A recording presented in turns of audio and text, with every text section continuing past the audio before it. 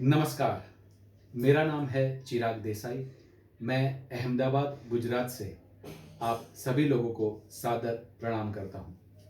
आज मैं आप सभी के सामने उपस्थित हुआ हूं मेरे बहुत ही अजीज और बहुत ही प्यारे मित्र श्री बिपिन पंडित जी के कहने पर, जो कि एक बहुत बड़े भारत के स्टेज शो की दुनिया में ऑर्गेनाइजर है और अपना खुमार टाइटल के नाम पर वो बड़े बड़े स्टेज शो ऑर्गेनाइज करते हैं।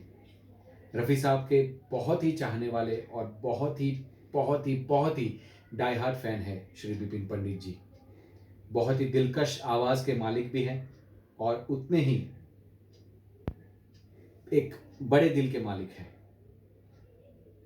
उन्होंने मुझसे कहा कि चिराग, रफ़ी साहब के बारे में कुछ बताओ, क्योंकि आप मोहम्मद रफ़ी साहब को गाते हो।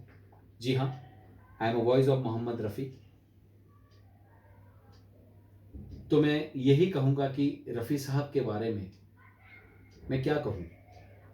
बिपिन जी ने कहा कि एज अ सिंगर तुम्हारे जो भी अब तक के एक्सपीरियंसेस है वो शेयर कीजिए रफ़ी साहब के बारे में।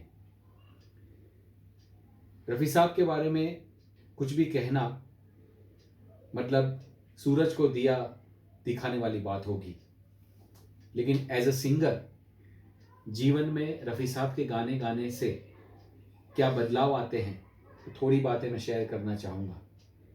रफ़ी साहब का हर एक नगमा अपने आप में एक इंस्टीट्यूट है। उनका कोई भी नगमा ले लीजिए, गायकी की दुनिया में प्लेबैक सिंगिंग किसे कहते हैं, वो अगर किसी ने सिखाया तो रफ़ी साहब ने सिखाया।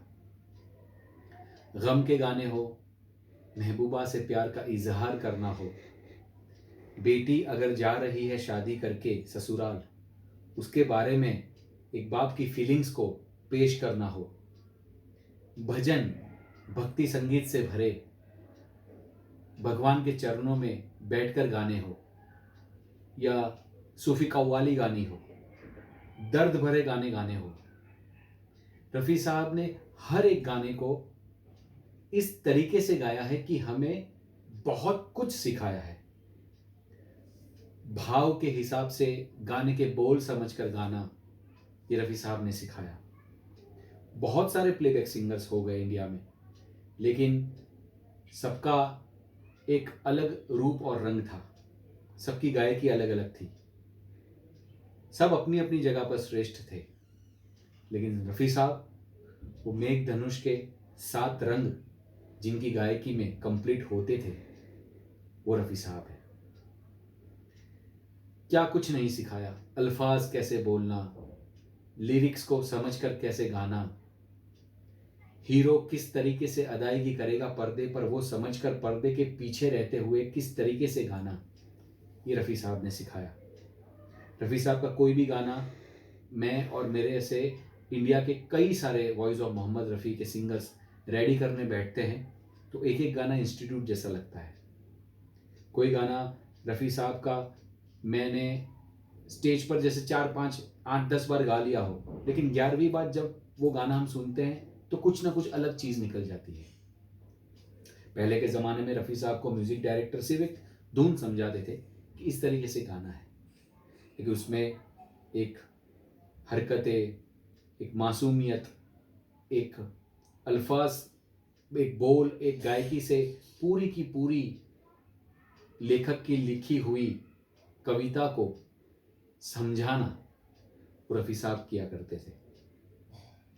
आज मैं खुशकिस्मत हूँ कि मैं रफ़ी साहब के गाने स्टेज पर परफॉर्म करता हूँ। मैं और मेरे ऐसे हज़ारों रफ़ी साहब के गाने गाने वाले सिंगर्स के घर रफ़ी साहब के रखे हुए गानों के ख़जानों से चलते हैं। ज़िंदगी में बहुत बदलाव भी आते हैं।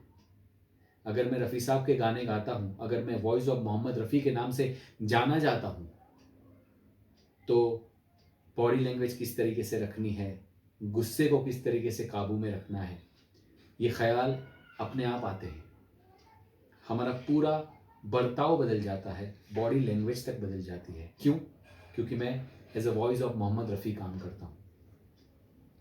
मेरा नाम चिराग देसाई, उसके पीछे अगर into the bracket voice of Mohammed Rafi लगता है, तो वो जो टैग मेरे पीछे लगता है उसकी गरिमा को किस तरीके से संभालना, ये भी बहुत बड़ी ज़िम्मेदारी है। क्योंकि सभी लोग जानते हैं कि रफ़ी साहब एक गायक के साथ-साथ एक खुदाई नुमा इंसान थे, जिनका हर वक़्त एक ही ख़्याल था कि कैसे दूसरों की मदद करना। तो मैं अगर रफ़ी साहब के गाने पेश करता हूँ, तो मेरी निजी ज़िंदगी में भी बहुत सारे बदलाव आते हैं। आज खुशकिस्मत हूँ कि रफ़ी साहब के गाने पेश कर सकता हूँ, और रफ़ी साहब ने जो भी गाया उसमें से सिर्फ 1% भी हम लोगों के दिल को एहसास करा सके, तो हम समझेंगे कि रफ़ी साहब के आशीर्वाद मेरे और मेरे ऐसे कई वॉइस ऑफ मोहम्मद रफ़ी के साथ हैं। विपिन पंडित जी बहुत अच्छा काम करते हैं, अच्छे अच्छे स्टेज शोज़ करते हैं, और उसमें मेरे जैसे कई रफ़ी साहब के गाने वालों को वो मौका देते हैं। वो खुद रफ़ी साहब के एक डाई हार्ट फ़ैन ही नहीं, बल्कि बहुत बड़े भक्त भी हैं। रफ़ी साहब के चाहने वालों का हुजूम इस तरीके से उनके जाने के 40 वर्ष के बाद भी बढ़ता जा रहा है कि एक ही वाक़या मैं कहूँगा कि सांता क्रूज़ में, बॉम्बे में रफ़ी साहब की जो मज़ार है, जहाँ पे उन्हें दफ़न किया गया था कब्रिस्तान में, जब मैं पहली बार वहाँ पे उनकी मज़ार को देखने, दर्शन करने गया था, और वहाँ पे किसी के नाम नहीं लिखे होते, तो मैंने कब्रिस्तान जो सँभालते हैं उनको पूछा था कि इसमें से रफ़ी साहब की मज़ार कौन-सी है? तो मुझे बहुत ही लाजवाब आंसर मिला था कि भाई साहब, जिस मज़ार पर आपको ताज़ा फूल और बहुत सारे फूल सबसे ज़्यादा जिस मज़ार पर दिखे, वही रफ़ी साहब की मज़ार है। आप सोचिए, उनके जाने के 40 वर्ष के बाद भी आज आलम ये है कि रफ़ी साहब की मज़ार पर हमेशा ताज़ा फूलों और फूलों की चादरों की बरसात होती रहती है। इतने लोग वहाँ पर आते हैं। उनके चाहने वाले कभी कम ना होंगे, ना हुए हैं। ता क़यामत रफ़ी साहब की आवाज़ और रफ़ी साहब के गाने अमर हैं और अमर रहेंगे। जाने से पहले रफ़ी साहब का एक बहुत ही रोमांटिक गाना, जो मेरे दिल के भी बहुत करीब है, गुनगुनाना चाहूँगा। हो, तुमसे अच्छा कौन है, दिलो जिगर लो जान लो, हम तुम्हारे हैं सनम, तुम हमें पहचान लो। सीने में दिल है, दिल में तुम ही हो, तुम में हमारी छोटी सी जान है। तुम हो सलामत, हमको नहीं गम, तुमसे हमारी दुनिया जवां है। हो, तुमसे अच्छा कौन है, दिलो जिगर लो जान लो, हम तुम्हारे हैं सनम, तुम हमें पहचान लो। हम तुम्हारे हैं सनम, तुम हमें पहचान लो। आपका बहुत बहुत शुक्रिया। जय रफ़ी साहब।